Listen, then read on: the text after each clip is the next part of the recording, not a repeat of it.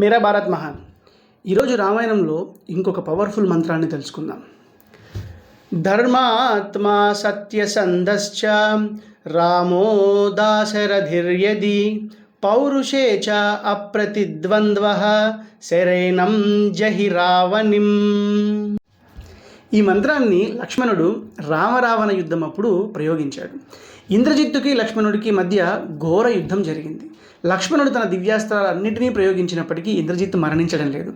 అప్పుడు లక్ష్మణస్వామి ఈ మంత్రాన్ని ప్రయోగించి ఇంద్రజిత్తును సంహరించాడు. ఏంటి ఈ మంత్రానికి ఉన్న గొప్పతనం?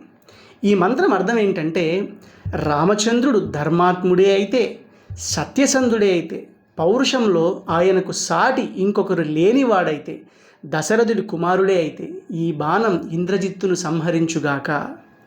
ఈ మంత్రం చదివి ప్రయోగించిన మరుక్షణం ఇంద్రజిత్తు తల తెగిపడింది.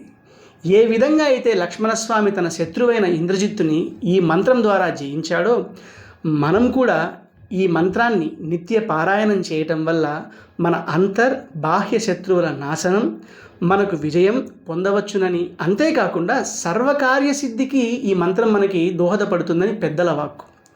ఈ మంత్రం మనకి రాముడే కాదు, రాముడి కళ్యాణ గుణాలు కూడా మనకి సర్వకార్యాలలో సిద్ధిని కలిగించే గొప్ప శక్తి కలవి అని తెలియజేస్తున్నాయి.